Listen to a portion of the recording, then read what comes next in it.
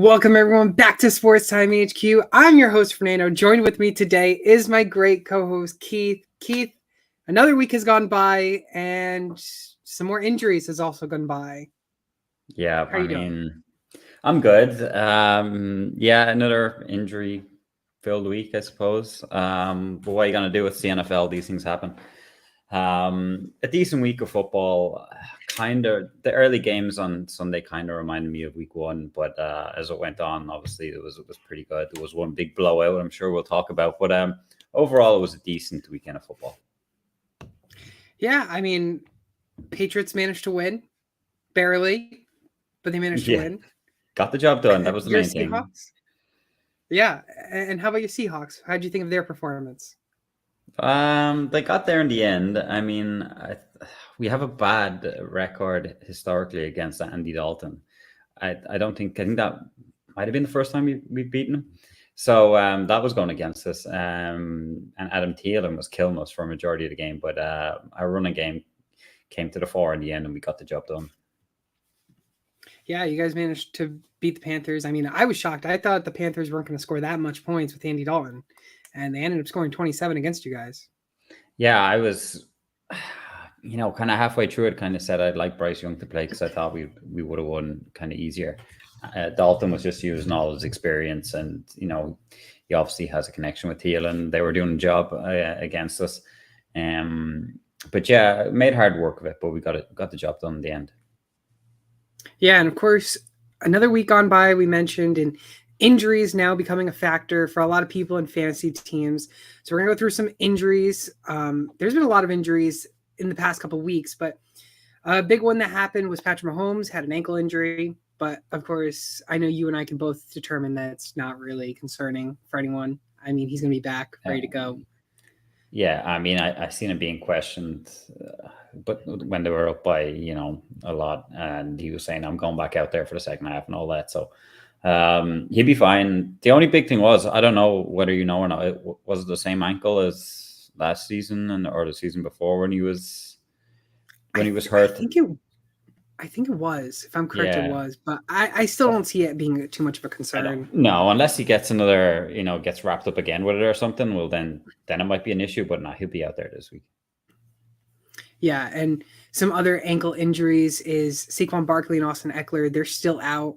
I mean, they're both inactive. Eckler hasn't played since week 1, and there's rumors that he might not be playing until week 6, because week 5 is their bye week. Yeah. So that means whoever drafted Austin Eckler, you probably won't see him until week 6 in your fantasy lineups. And then Barkley, of course, week to week. I'm sure he's going to be trying to get back on the field this week. But personally, I think he should be out until week 5. Yeah, Barkley, they're talking about because it's a Monday game against the Seahawks. So trying to get him back for that. Eckler's another one because they're all saying like they're not rushing him back. It's just because they haven't started well, the Chargers, because like Josh Kelly has come in and he hasn't lit it up numbers wise. So it's kind of interesting. Maybe his ankle's worse than we know. So they got to sit him for a while. But yeah, it's interesting. It's definitely hurting a lot of fantasy teams, I would imagine. I know he's hurting me in a couple leagues, and I'm hoping he comes back because I picked up Kelly. I thought he was going to be the next man up, and Kelly just has not been producing like I thought he would be. It's just been Keenan Allen. It's the Keenan Allen show. I mean, it really is. He's been killing it. He put up 50 points this past week. Yeah, unbelievable. Some other injuries. Rashad Bateman, Christian Watson. So obviously Christian Watson, he's been dealing with that hamstring injury, but he's yet to play this season, which is concerning because we're already 3 weeks in. He has yet to play. Once he comes back, Jordan Love stock is going through the roof, personally, in my opinion. And then Bateman, of course, has another hamstring injury. I mean, it more or less helps Zay Flowers out in your fantasy lineups, I think, and Mark Andrews. Oh, definitely, sure. OBJ was out as well. And then going back to Christian Watson, I seen a post from Dr. Jesse Morse. I think he thinks he's going to be out this week again. I don't know if he's got some inside info or he just knows, but he says it looks like he's going to be out for week 4 as well. So, not getting him back anytime soon by the looks of things as well then. But the Packers seem to be doing okay without him. I mean, good fight back against the Saints. That was scary. I really thought the Saints were gonna just keep them going 17-0, and all of a sudden, Derek Carr goes down, and boom! All of a sudden, Packers come back and win. Yeah, I think if Carr doesn't go down, they probably. I mean, Carr's numbers weren't through the roof, but I mean, if he doesn't go down, I don't think the Packers come back. Yeah, I mean, speaking of Derek Carr, he is not really doing so good. Went down with a shoulder injury, and he's now week to week. They said it's not a season-ending injury, which is very good for him and the Saints. Obviously, him signing with that new deal with the Saints. Week to week, I'm going to say I personally think he's going to be out for at least 2 weeks, personally, maybe 3, and then come back towards the middle of the season. I would say at least 2 as well. Yeah, he's definitely gone this week. They're saying they're not ruling them out, but they will closer to the time. It was kind of. I mean, it's the same thing with Barkley from this past week. Yeah, it was an odd injury. Like it looked like it was more than just a shoulder. They were worried about, I don't know, neck and stuff like that. The rumors were, and then he obviously had to go to the hospital. And then it was like, no, it's just an AC joint sprain and stuff like that. So, yeah, I would imagine he's out this week. Probably next week, and then see what happens after that. And hopefully Jameis Winston can step up, maybe help, because the Saints haven't looked bad this year. No, they haven't. But Jameis, man, he's just so hot and cold. I believe, though, it'll be a revenge game for him. I think they play the Bucs this week. Yeah, if that's right. So it's revenge. Obviously, the Bucs are playing tonight, but on Sunday it'll be against the Saints. So, I mean, maybe that'll bring the best out of Jameis, trying to beat his whole team. But I don't know. I wouldn't want to be taking the chance on him in fantasy. Oh, breaking news. We do have breaking news. Joe Burrow is expected to play tonight, officially. Okay. I mean, I know we were already planning to have him maybe start a little bit. We were talking before the show, but it's official. He's expected to play. Hopefully he doesn't re-injure himself and suffers a season-ending injury. You better not. Yeah. I mean, the Bengals' hope is rests around him. And the rumors I heard, like we were chatting before the show, was that he'll start and then Brown will end the game. So it just depends, how many snaps he's going to be out there for. But he's going to give it a go and see. They must be happy. He said he was going to do some work before the game. They must be happy with what they saw. So, yeah. Now what to do later on when you ask me who's going to win the Rams and the Bengals. I was all set up for Burrow not to play, so now it might change my mind, but we'll see. Yeah, Jake Browning, the quarterback too there. Whatever happened to AJ McCarron? Wasn't McCarron they signed them. They signed another guy as well who they elevated from the practice squad. I don't know what happened with AJ McCarron, but I heard that he signed. But I haven't seen his name then being mentioned.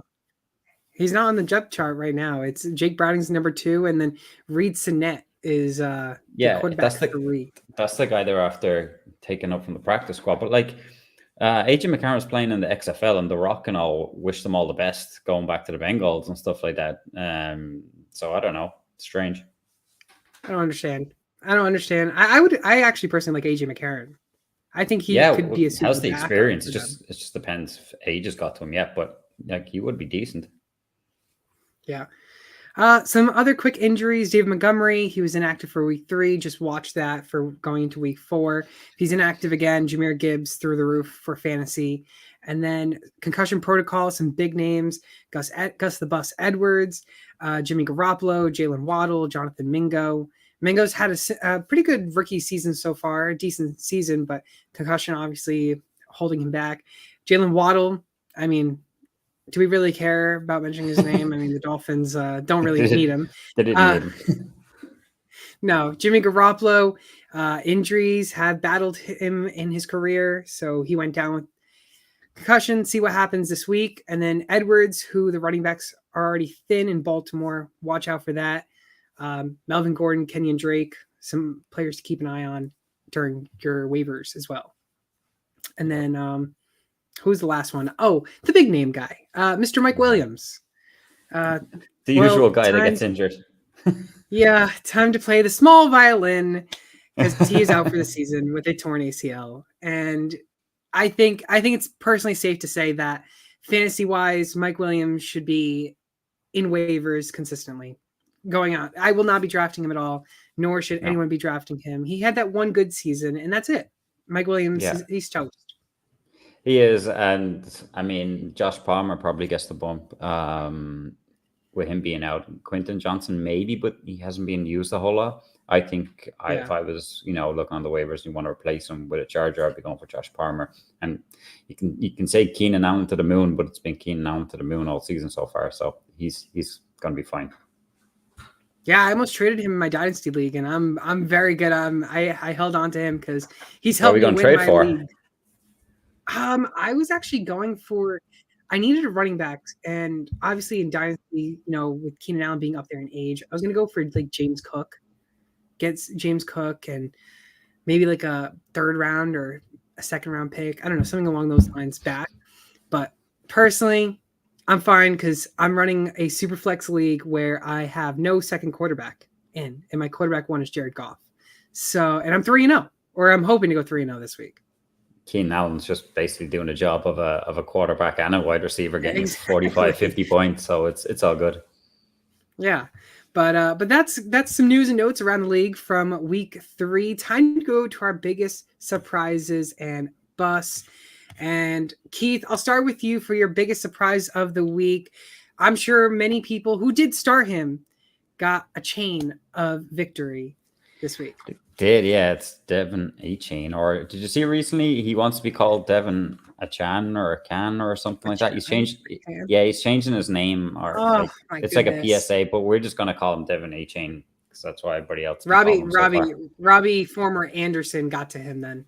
Yeah, well, I was watching Pat McAfee earlier, and it came up, and because they actually had a voice note of how he says his name, and it just sounds like he says Devin A-Chain, but he has like a twang, so he's probably saying A-Chan, but it sounds like a chain to everybody else. So I don't know. We're all calling him Devin A-Chain for now, but that's it. But he went off last week, 51 points. I mean, he was a massive surprise since he wasn't even active on week 1.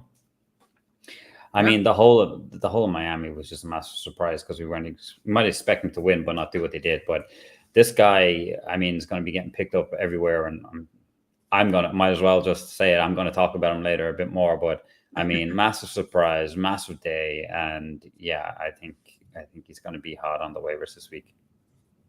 Yeah, I was surprised because a lot of people who knew him coming into the draft, if you've seen recent like players in build size compared to him, they don't have success in the NFL based on his height and his weight. And I mean, you saw that the height and weight did not affect him at all. I mean, he's a small running back and he doesn't have as many, I think players under 205 pounds don't really succeed in the NFL too often, very rare. So it was really nice to see him really break out. And I mean, he scored 45 points, 45.5 points. No, 51.3 51. Points. Yeah. It's great. 51.3 points, which leads into my surprise of the week, which was the entire Miami Dolphins offense. I mean, they did it without Waddle, scored 70 points, could have broke the all-time game record, but Mike McDaniel said, no, as long as we win, it's a win. We're not chasing records, which, I mean, yeah, it's nice, but also nice to break a record like that, which hasn't been broken God knows how many years. Yeah. But if you started, I'm going to run through the list. If you started your whole entire lineup, a 1-quarterback league, 2 running backs, 2 receivers, a tight end, a flex, and then a kicker and defense, and you start all the Miami offense, this is how many points you would have gotten. So Tua got 28.4. A-Chain or Can, whatever you want to call him, 51.3. Mostert, 45.5. Tyreek Hill, 30.7. Robbie Chosen, in the wide receiver 2, 13.8. Durham Smythe, 3 points, which isn't that great. Chris Brooks, the third running back. Yeah, the third running back on that team, 6.6 points in the flex position. Sanders, the kicker, 10 points. Miami defense, 10 points. If you started every single one of Miami Dolphins players, you would have finished this week with 199.3 points in your fantasy league. That's crazy. I mean, probably nobody has that, but you might have 2 of them. You could have Tua and Mostert or something like that, or Tua and Tyreek. I have Tua and Tyreek in one league, so that helped. But yeah, that's crazy numbers. I mean, probably not going to happen again this season. Let's be fair. Yeah, no, definitely not going to happen. I mean, I'll be shocked. But I did face someone this week who had Mostert, and Mostert was on their bench. Oh, no way. I faced Mostert this week, but it was on his bench. I'm hoping I can come back tonight in these games to win. Yeah, I mean, another big surprise is Keenan Allen scoring a 50 burger. I mean, that was just crazy. And Adam Thielen, I mean, he's starting to make a name for himself again. Yeah. I think he had 20 points last week and 31 or something this week. So, yeah, he's definitely got a connection there. It doesn't matter who the quarterback is, either Young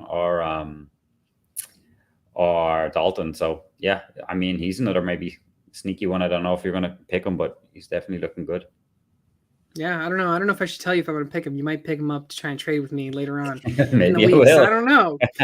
But going on to our bus, and I just want to mention we have 2 running backs to mention for bus. But the problem is this whole entire season, the running backs have been bustful. I mean, if that's even a word. I mean, the running backs have just been awful. I mean, it's just been awful this season. Can't you agree? I mean, we'll start with your guy because your guy did really bad. And then we'll go into mine, but they're big names. Back bad weeks for Breece Hall, who's my guy. I mean, he had 12 attempts, 18 yards on 12 attempts. Like, seriously? And he had 2 targets. He caught one of them for 9 yards. I mean, he totaled what?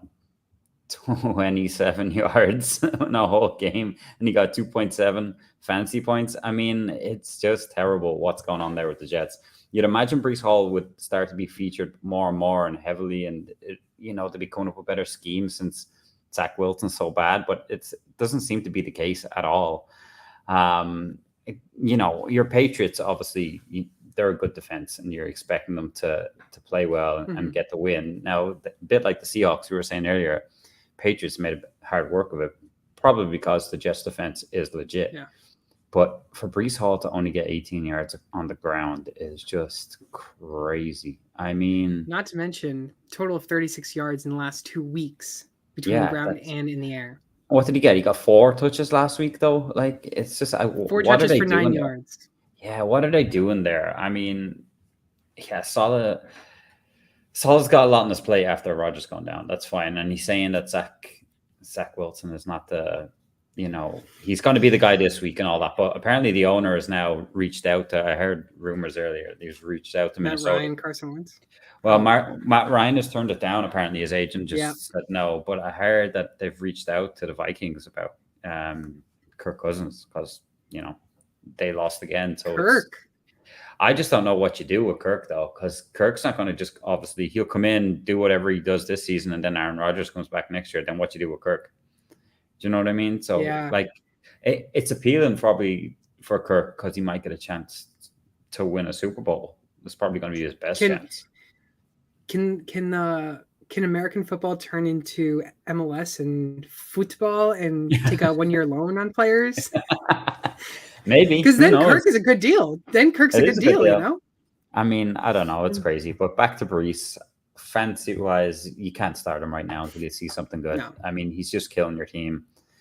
So you got to, he killed mine in one league too as well. You just got to put someone else in there, better options. Like you said, the running back position is not exactly bringing a whole lot of points right now. So you must have someone else that, is going to get you more than, 2 points that you can put in.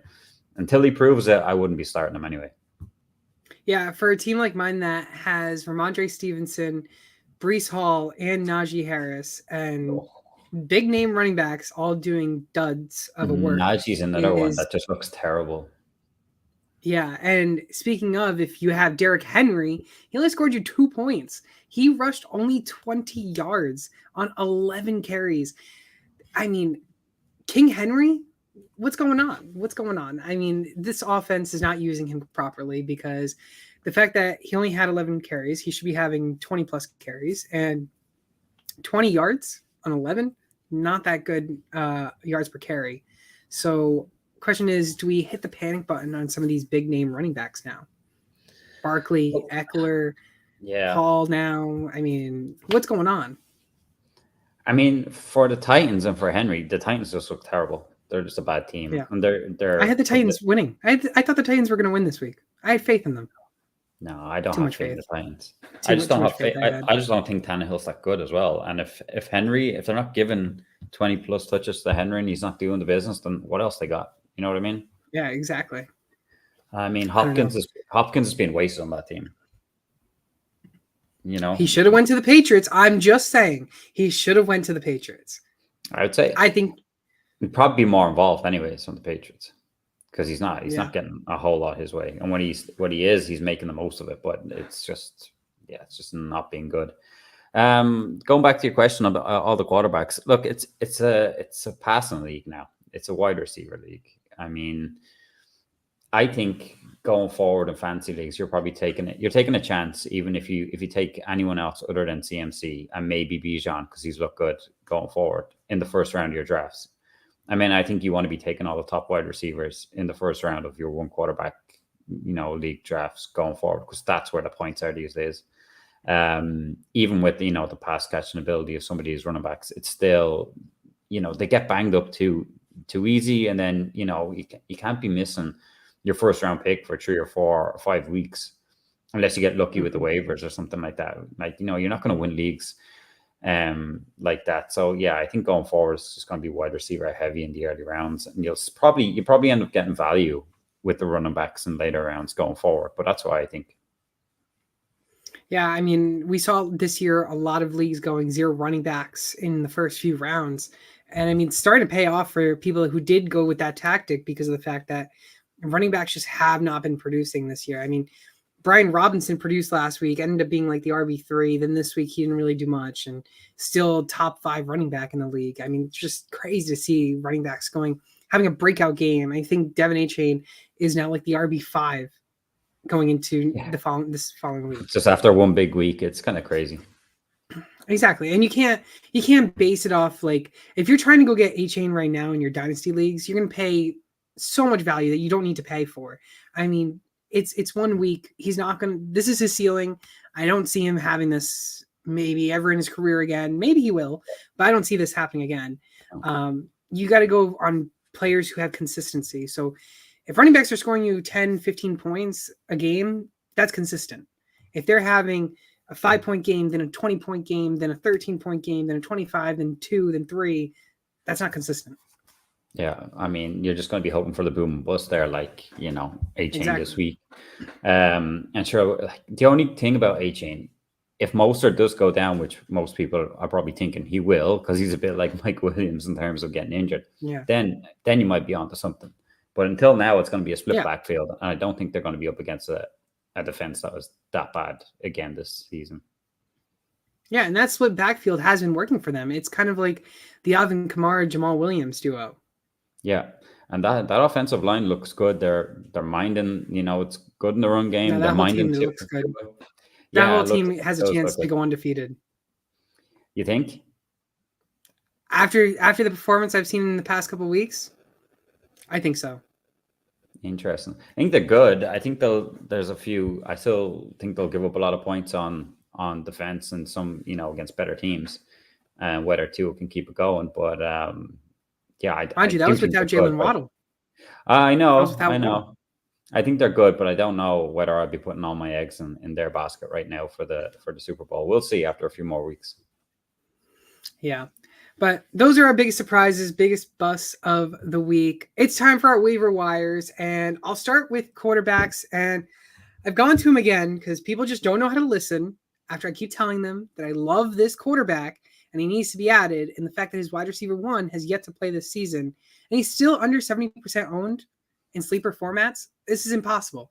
Why are you guys sleeping on Jordan Love? Jordan Love has scored 20+ fantasy points in all 3 weeks of the season. He's a quarterback 1 going forward for the rest of the season in my books. And last week, 259 passing yards, 1 touchdown. I think he threw his first interception of the season. And then he also rushed 9 times with 39 yards, and then also had that rushing touchdown in the red zone. 66.5% owned. And he scored 25.26 points this past week against New Orleans.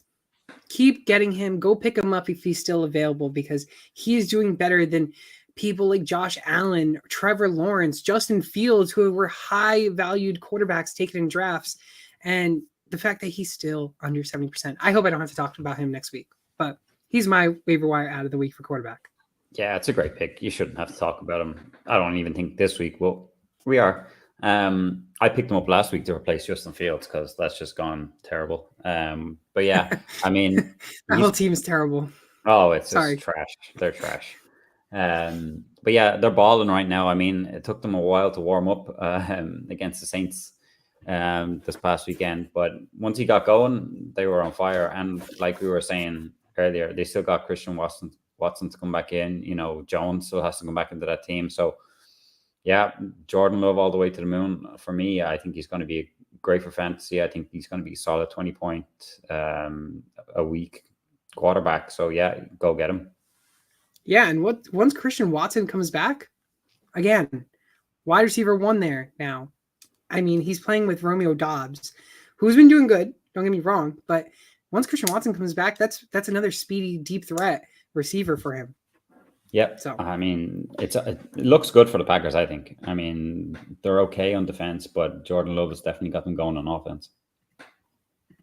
Yeah, but Love is my guy. Who is your guy that's looking pretty out there in the field? Yeah, it's a guy you usually pick. It's Brock Purdy. He's definitely your guy.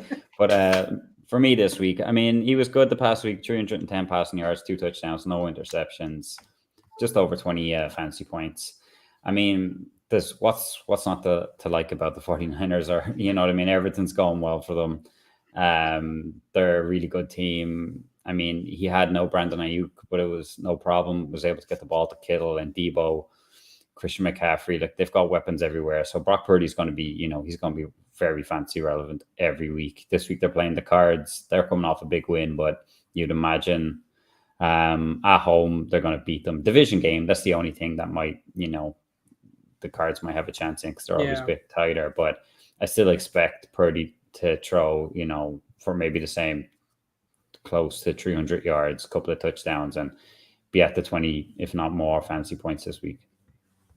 Yeah, this is actually Purdy's second career game where he scored 20 plus fantasy points, which comes to a shock for, I'm sure, you maybe and a lot of people, because I wasn't expecting it, but he puts up double-digit numbers. He puts up over 16, 15 plus points a week, which is pretty reliable, and that's the consistency you want to at least see from quarterbacks, not like a 25-point game, then a 4-point game. But last time he faced Arizona last season was week 18, and he did pretty good against Arizona, even though it was a division game. Scored 19 points, and he had 3 passing touchdowns. Didn't really pass a lot, only 15 completions on 20 attempts and 178 yards.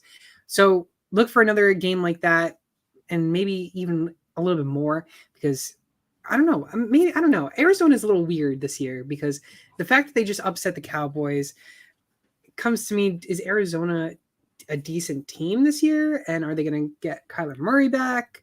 But personally, Brock Purdy should still be a start no matter what. Yeah, definitely. I mean, with Arizona, I wouldn't be starting Murray over Dobbs right now. I mean, Dobbs could have another, you know, could be a Geno Smith story right now, but they're so weird. They've got a win, but they could easily be. They've only got 1 win, but they could easily be 3-0. Like, they've been in every game.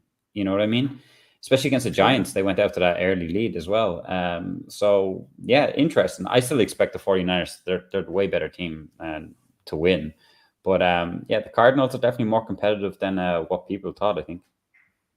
Yeah, of course, they lost by 4 against the Commanders in week 1, lost by 3 against the Giants in week 2, and then you beat the Cowboys in week 3, 28-16. They could easily be 3-0. Yeah, it's kind of weird to think about it. Exactly. I mean, maybe this is just them. I mean, I don't know. They want Caleb Williams, don't they? Don't they? That's it. That's what you'd imagine, and then trade away Kyler. But who knows now? I mean, hey, but don't worry. Next week. Go ahead. Go ahead. I was going to say, next week we got a good matchup. It's the 0-3 Bears and the 0-3 Broncos. So they're going to be battling for the Caleb Williams thing. And I saw a meme saying that they're going to end the game in a 2-2 tie. I was thinking 3-3 tie after overtime. That's what it'll be. Terrible. It's going to be an awful game. Who knows? Maybe it'll be high scoring. I don't know, but I highly doubt it. I think it's interesting, these two teams, if one of them is the number one overall pick. I mean, going for Williams, because that means you got to get rid of Fields. Who's going to get Fields? I think you'll have a lot of people wanting Kyler Murray, but I just think it's interesting with what these do. Or do they just take, if it's the Cards, they just keep Murray and trade back in the draft and try and improve. But Caleb Williams has to like that team. He has to like that team. Yeah, he's coming back to play. He's going back to college. He's doing a Trevor Lawrence on it. So, yeah, it's going to be interesting to see how that plays out. We'll have to see, I guess. But, of course, capping off our quarterbacks, Jordan Love, Brock Purdy, our waiver wire quarterback ads of the week. Some other good names to pick up: Andy Dalton, Joshua Dobbs, Kenny Pickett, and then CJ Stroud. All of them scoring 17-plus fantasy points this past week. But now it's time for not a good position right now this season. It's the waiver wire running backs. And I'll start with mine. And I really hate to say his name because I love Najee Harris, but Jaylen Warren has been looking good out there on the field. He's 62.6% owned. He only scored 8.2 points against the Rams, against the Raiders. But I mean, he's looking sharp on the field, and when he's on the field, he produces. He had only 8 attempts. Najee had 19 attempts for 65 yards. Warren had 8 attempts for 29 yards, but he's also getting those targets. So he's being implemented in the pass game. He had 4 targets, caught 3 of them for 23 yards. I think we're going to slowly see Warren get more and more action because I think Harris is slowly starting to lose himself. And I think Warren should be picked up in a lot of leagues, especially if you have Najee Harris, because I think you're going to be dropping Najee Harris maybe at the end of the season or very, very, very soon if he keeps scoring you less than 8 points, 7 points a game. Yeah, that was going to be my big thing. It's like you need to have Warren as a handcuff if you have Najee now. That's a must, I think, at this stage. He looks so much better than Najee. I mean, I'm a big Najee fan, but I don't know what's up with him. I heard people saying that he put on a lot of weight in the offseason, and I think if that's true, then he's just slowed himself down completely. He just can't get off the mark. I mean, the defensive line are right in his face the minute he gets there, and he can't get through the holes, and he just looks so bad. I mean, Warren, he comes on, he looks electric. He's fast. He can get through the holes. He's good at catching out of the backfield. I mean, I think he's going to take over more of the snaps, as the weeks go by. I think he's probably safe to try and pick him up now and, stash him if you can, because he is viable to put him in if you needed to as maybe a flex. But I think as this week, next week all goes by, I think you're going to see a lot more of him. Yeah, I really hate to say it, but I completely agree. I mean, we're going to see more Warren and Harris. You mentioned the explosive. He doesn't have that explosiveness we're used to seeing, and Ben Roethlisberger isn't there to be dumping it off to him anymore as well. So It's hurting his value a lot, and I don't think you might just get peanuts for him if you're trying to trade him away now.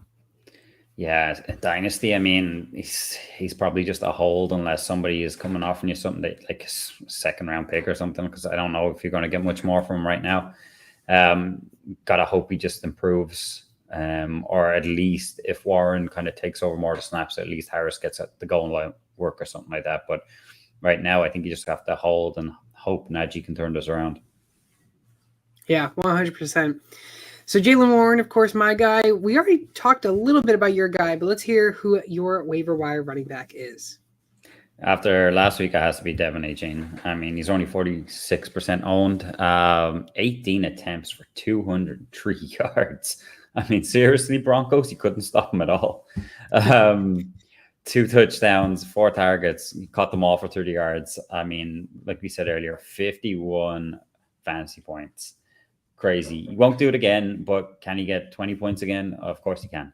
Kind of a tough matchup on paper, but the Buffalo Bills are up next. They haven't been the best against the run, so I think they only one game they were good against so far was against the Raiders, and they stopped Josh Jacobs. Other than that, they've not been great against the run. So I think, with Mostert and A-Chain in there, they could have another solid day. He's definitely probably going to be the number 1 pickup this week. I think anyone that, he's out there in the waivers has to go get him. And obviously, like I said earlier, if Mostert goes down, which he's known to in the past, like you're in there with A-Chain, he's going to get all the touches then. So definitely a must pick up, I think, this week. Yeah, I agree with the must pick up. The must start, I'm a little concerned on, only because I don't know if, obviously I mentioned that's his ceiling value right now. I don't know whether or not he's going to repeat what he did last week. Yeah, you mentioned the Bills defense not being the greatest as well, like that we're seeing, but I think it's still Mostert's backfield a little bit more than A-Chain. And I know we saw A-Chain more towards the middle end of the game because of the fact that they were winning. And I don't know. I think he's going to still be the top pick of the week. And I'd be willing to pick him up as well because, you never know. And I want to see – I think I'm keeping him on the bench unless you really don't have running backs, then start him. But, yeah, I think I'm willing to keep him on the bench this week. You could flex him, I think. If you need a flex, then yeah. I mean, will he get 18 touches? No, but he could easily get 10 and turn them into, decent day out. So I think he could play in the flex. I think it's going to be more of a shootout game in that one. Yeah, back and forth. Only because it's a division game. It's going to be back and forth.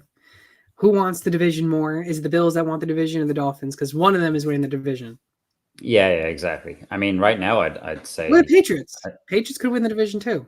Well, on paper you could, but you won't. Dolphins now look the better team, I think. Yeah, for sure.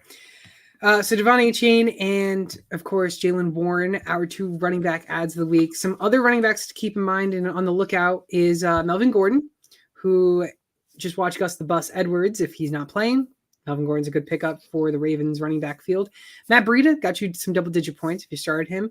Jerick McKinnon's gotten to the end zone twice, got you 17.8 points. And then you were happy in that you were picking up McKinnon everywhere at the end of the draft, weren't you? I was. And I started him in one of my leagues too. There you go. So I don't know how many touches he got, but he found the end zone twice. Yeah. And that just means he could be a goal line back moving forward, just saying. But it also could have been because they put up a bunch of points against the Bears, and the Bears are just terrible.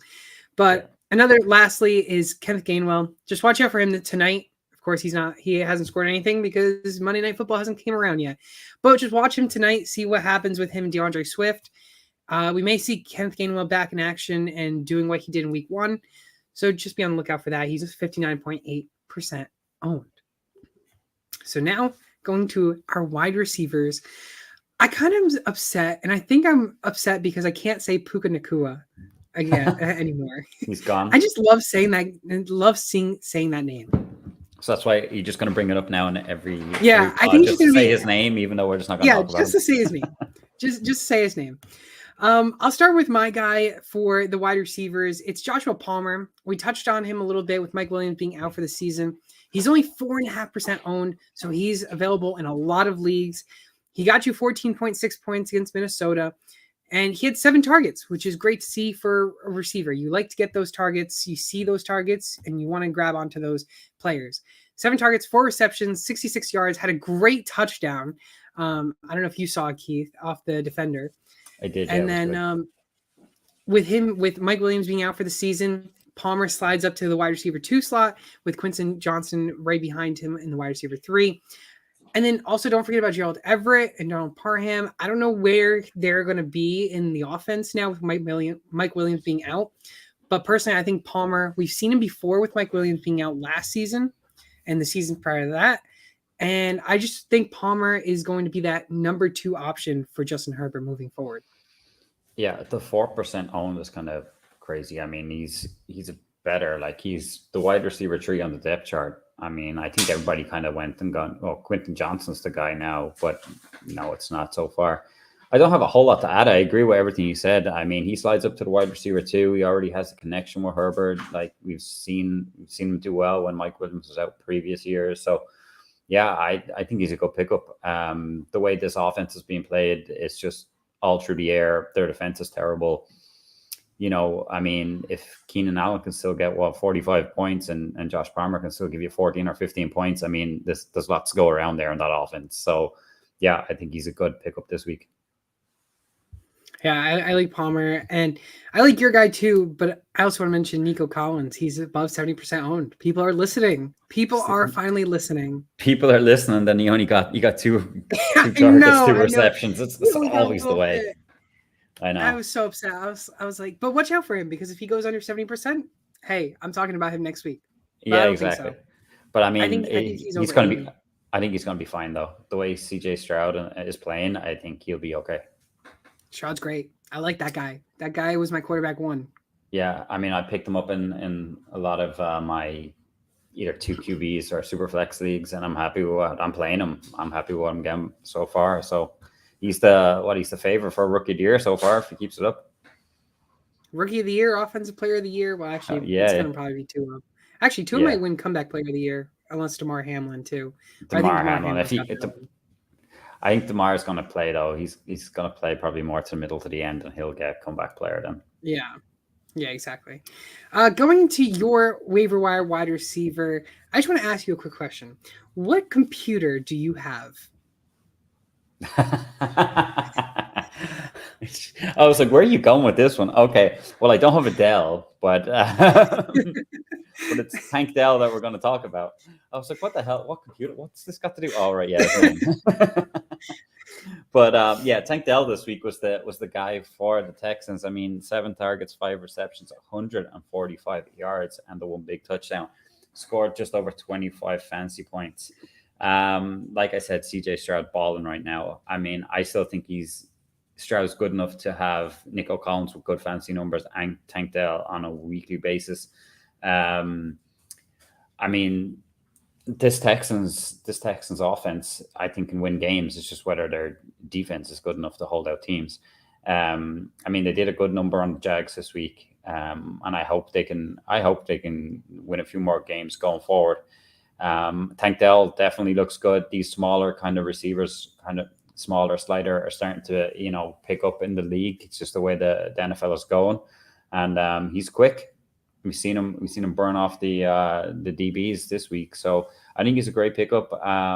This week he's only 48% owned. I hope that will go up a lot after this waiver wire week goes in. But yeah, I picked him up last week, and I'm happy with what he got. Yeah, Mr. Nathaniel Big Tank Dell. I mean, back-to-back weeks over 20 points, 17 targets in those last 2 weeks with 12 receptions, and he's gotten to the end zone twice. Again, those touchdown-dependent players sometimes can hold a burden if they don't get into the end zone the following week, but you take those touchdowns out, he still scores you double-digit points regardless, and he's in the teens, so it's still perfect. And I like Tank Dell a lot. And for a rookie finding a connection with his fellow rookie, I think, like you mentioned, Nico Collins, Tank Dell, and CJ Stroud, those are 3 great players to pick up. I'm willing to pick up all 3 of them and have a stack. Yeah, I mean, that's what I do. I traded Collins, but I had Stroud and Collins, and now I have Stroud and Dell, so I'm good with the stack there. I mean, it's practically double points if they're doing well. Yeah, these rookies showing up this year. They are. I mean, it's the rookie showed up for Seattle yesterday as well. I mean, Charbonnet and stuff like that, and the guys in defense, but they really are, and it's great to see because obviously it shows you that the league's moving forward. We don't have to get stuck with some of these old guys for years. Exactly. Of course, Joshua Palmer and Tank Dell are 2 waiver wire wide receiver ads of the week. Also mentioning a rookie, Marvin Mims, good waiver wire pickup to get. 16.6 points he scored, so he had himself a good day. Romeo Dobbs, another great pickup. Adam Thielen scoring 31.5 points this past week, 57.5% owned, so he's available in almost 50% of your leagues. And then another one that is an odd one that's under 70% is Elijah Moore, 11.8 points. He's getting some following from Deshaun Watson. So Watson's looking for him, and he's a wide receiver too behind Amari Cooper in that field. Yeah, they were doing some kind of random trick plays with him, this weekend where he was coming into the backfield and then spinning off and stuff like that. So they're definitely trying to get him involved in the offense more, which is good. So he's kind of one to watch. Yeah, for 100%. So just keep an eye out on those players. Of course, those are our waiver wire wide receiver ads of the week. Now it's time to skip the tight ends. Yes, please do. Let's just skip. These tight ends are not so good. I mean, we say it every year, but I think it's just getting earlier and earlier that the waivers just get terrible at the tight end position. We had 3 good weeks to talk about tight ends, or 2 good weeks anyways. This week, our people are terrible. I mean, not obviously they're in the NFL, so they're still good, but like fantasy wise, yeah. I mean, they're scraping the barrel here. They're just about getting by. And rookie tight ends have been showing up, and obviously Laporte, I mentioned, a player to be adding on waivers. He's officially over 70%, so we can't even talk about him. But you have a rookie tight end that you want to mention. I do. It's the Green Bay Packers, Luke Musgrave, only 25% owned. I mean, 8 targets. I mean, got the target, 6 receptions, only got 49 yards. If you fell into the end zone, I mean, then you're happy, but you just got over 10 fantasy points. It's fine. It's between, like we say, that 10, 12 point that you're looking for if they don't get a touchdown. He looks good. I think there was kind of a lot said about him with the Packers, especially when they got rid of Tonyan and stuff like that. That it was going to open opportunities for him, and he has looked good. He's seeing the targets. I think maybe there's improvement there. He might see more in the end zone, going forward. But like we were saying, it's kind of like we were scraping the barrel this week. We'd like to get someone that's under 70% that got more than 10 fantasy points, but this is where we are right now. Yeah, I mean, he's got a favorable matchup against the Detroit Lions next week, so I like him a lot, especially if Watson is still out again. So I just want to keep an eye on Musgrave. I mean, if you're really in need of a tight end, you can take a chance on Musgrave. But again, these tight ends are just up and down. I mean, you got Kittle, who didn't really do okay, and then all of a sudden he does good this week. Then you got Hunter Henry, who's been doing great, scores you a dud this week with 3 points. I mean, these tight ends are just, unless you have Travis Kelce, who we can't talk about Travis Kelce and not mention T Swizzle, Taylor Swift. Is that what the cool kids are calling her these days? T Swizzle. I don't know. I think it just sounds cool. I think it sounds cool. It work well. But are they dating? Confirm it. No, it's a at Swamp Donkey _90. We're confirming it. No, it's a publicity stunt. They are not dating. That's my opinion. Anyway. Really? Yeah, I don't think so. I don't think so. No. You think it's just for the just for the clicks? Just for the clicks. Yeah. I mean, apparently during the off season, she turned him down. Then he went to her show and he got turned down again. So why all of a sudden? I just think it's publicity at this stage because they've been talking so much about it.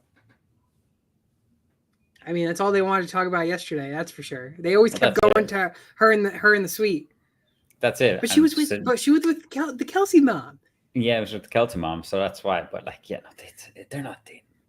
I don't think so. Anyways, we'll see what happens. But I don't know. What if they are, and then they break up, and then she just writes another song about it? Someone that that's what they were saying. Come on, That's what they were saying. If they break up, then it's a whole nother album of breakup songs. That's it. I mean, maybe the people that like to listen to Taylor Swift will like that, but yeah, I don't know. I don't see it. Yeah, interesting. Okay, I just want to see your take on that. But yeah, if you have Kelce or if you have even maybe TJ Hawkinson, those are 2 guys I'm willing to go for.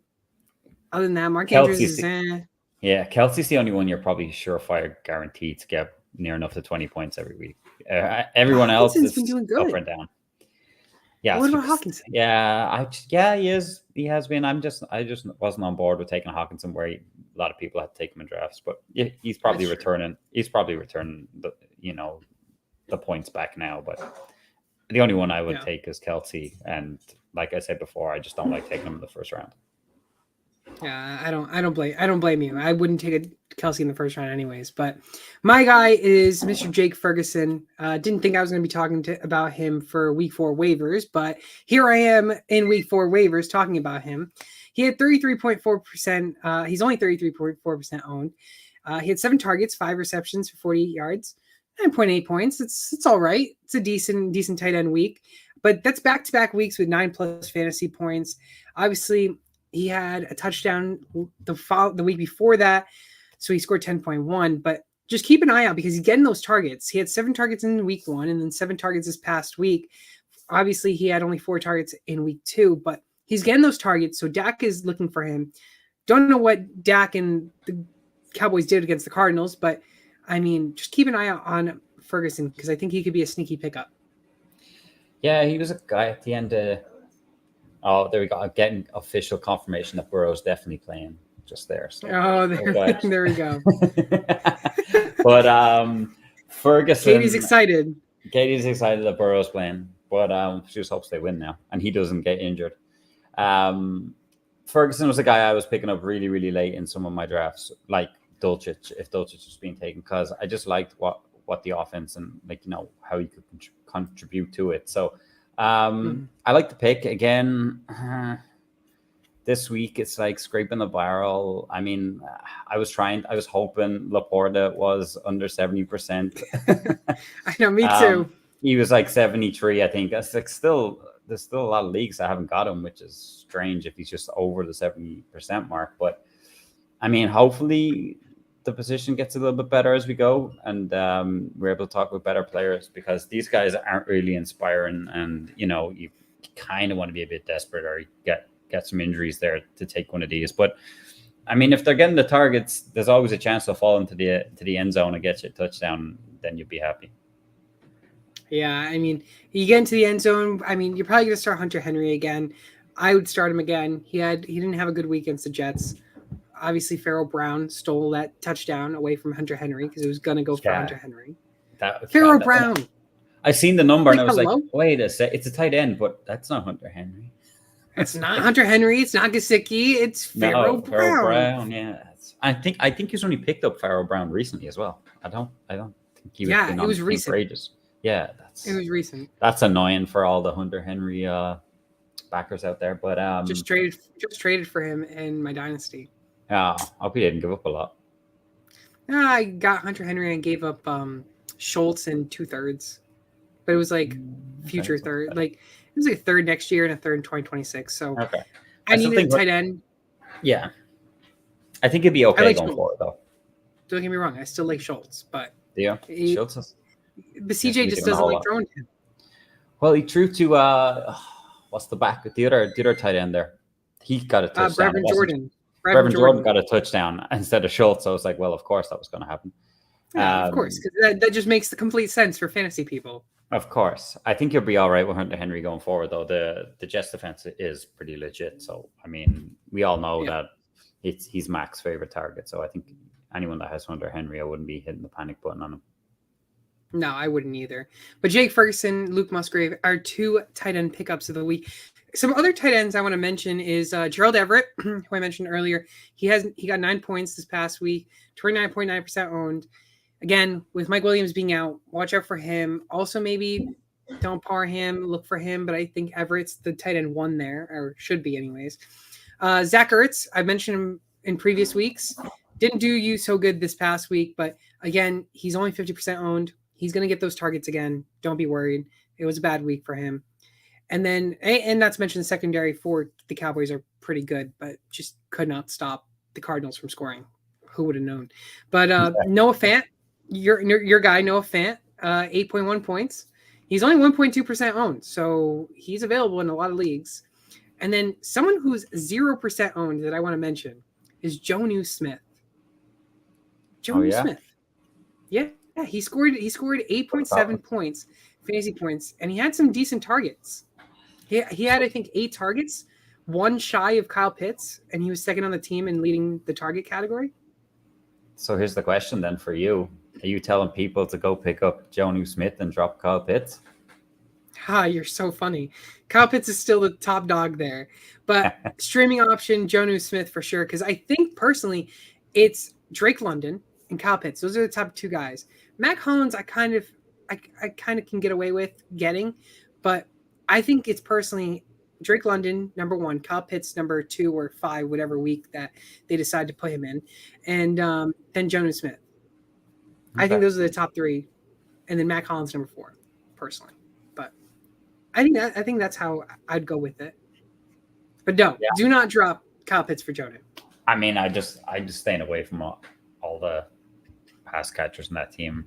If anybody on that team, I want Bijan and maybe Algier, who you were big on. Yeah, Algier. I like him. You were big on the offseason. They're the only 2 I kind of want. Yeah, I'm fine with Algier and Bijan as well. Bijan has came out and he looks amazing. I mean, That man plowed through someone, stayed on his feet. I don't know if you saw that. It was one play that I saw really that caught my eye. He pounded this guy, went around, and managed to get the first down. Yeah, I mean he looks like a machine. He bulldozes these people. Yeah, he kind of reminds me of Todd Gurley a bit. Hopefully, he doesn't get arthritis in his knee. Yeah, well Gurley had it coming into the league, so once he doesn't have it, he's fine. Yeah. But now it's time for Monday Night Football predictions. We got ourselves 2 games again, and unfortunately, Keith is still leading me in the win category. He's 2-1 in Monday Night Football predictions. I'm 1-2. It might change this week though. After it might change. All done. We got, of course, the Eagles and the Buccaneers, the battle of the undefeated teams. Who will go 3-0 after tonight? Could it be the Tampa Bay Buccaneers without Tom Brady? Can Baker Mayfield shine against a former Super Bowl contender? I don't know. Keith, I'll start with you. Who are you picking for that game? Not Baker Mayfield, anyways. You know me. I'd never pick Baker Mayfield. I'm not a Baker Mayfield guy. No, it's gonna be the Eagles, and I'm going 27-17. 20? Wow, you think it's gonna be a 10-point game? You don't think it's gonna be closer than that? No, I think the Eagles will finally get their offense to click a bit more. They've been okay, but they're not being the Eagles we've seen last year. I think they'll click tonight though. Okay. I got Eagles winning as well, but I got a closer game, and I think it's going to be a little bit higher scoring. I think it's a 34-30 type of game. Oh, if it's that type of scoring, we're in for a good game. We're in for a very good game. I think both these games are going to be really good games. Obviously, you have Eagles winning by 10 points. I got them winning by 4 points. But this is the game that I think could turn around, and I'm sure Katie will get mad at you if you don't choose them. But who are you choosing against the Rams and Bengals? I've switched it. I did have the Rams win it, but Burrow starting at least. Whether he finishes, who knows? They're at home. They can't afford to go 0-3, I think. I just don't think there's any way back for the playoffs. So I'm taking the Bengals 20-17. So another low-scoring game, you think? Yeah. Well, most like this. Obviously, there's been the odd one, and obviously, I think week 2 was pretty good. But week 1, the early games on Sunday, they were all kind of meh, not great games. So I'm thinking these two will be okay games. Eagles game probably better, but yeah, I'll take the Bengals to win by 3. Yeah, I actually think this game is going to come down to the very end, and I think it could be won based on either a kick or a touchdown. Depends on the final 2-minute warning.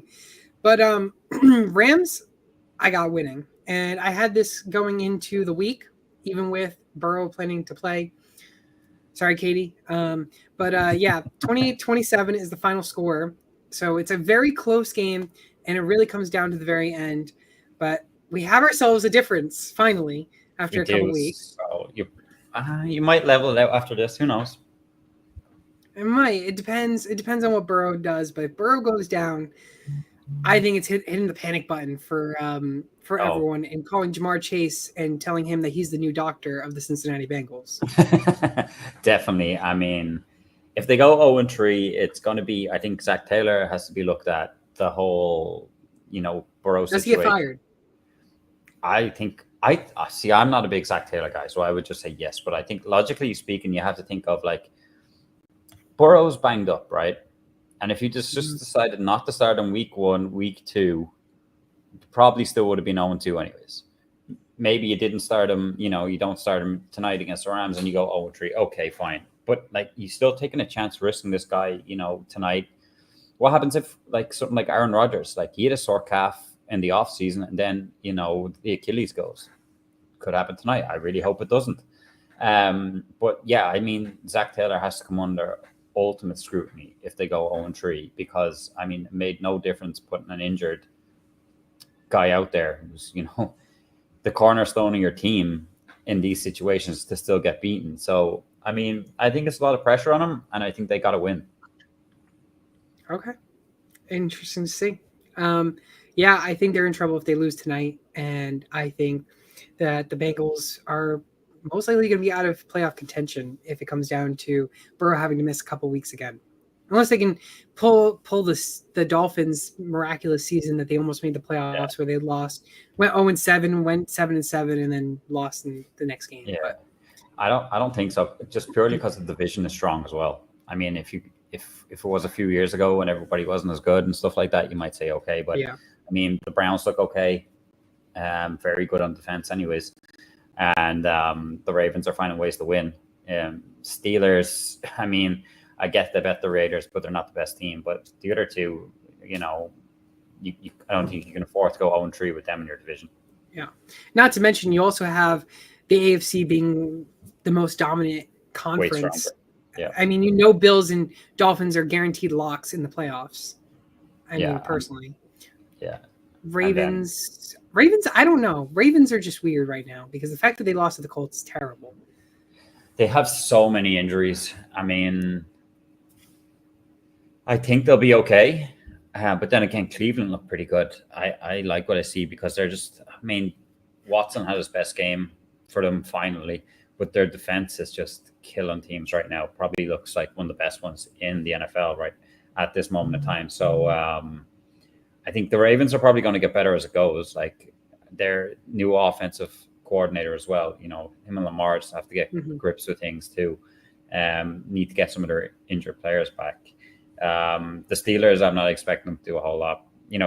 Tomlin's never had a losing year. I think he will this year. But overall, Kenny Pickett, he looked really good against the second and thirds in preseason, but he doesn't look that good so far. So yeah, I still think it's going to be a tough task for the Bengals. If they go 1-2, they have a chance. But if they go 0-3, I think they're kind of screwed. We'll see tonight as Keith and I both got the Eagles winning this game against the Buccaneers. And then, of course, I got the Rams beating the Bengals, and Keith's got the Bengals beating the Rams. So it'll be interesting. See, maybe we'll go even at 500 next week as we talk about our one Monday Night Football prediction next week. Finally, just one game, no doubleheader. Not complaining, though. FYI, we know who. I don't know if you've seen who's Monday Night Football, but it's the Seahawks, just to let you know. So you could probably ask me now. You can probably ask me now who's going to win. Giants are going to win that. Oh, of course, yeah. Of course. I just need to pick by how much the Seahawks will win by. That's all. But yeah, you got to get it right. You got to get it right. That's it. Got to get it right. But the rest is covered for now. But of course, if you haven't done so already, be sure to use code SportsTimeHQ on Underdog Fantasy. They'll match first deposit up to $100. And Keith, got some over-unders I want to quickly go through with you. Baker Mayfield, over, higher or lower than half total fumbles today? Oh, he's going to fumble one, so higher. No, I think he's going to go lower. I don't think he's fumbling today. They've fumbled.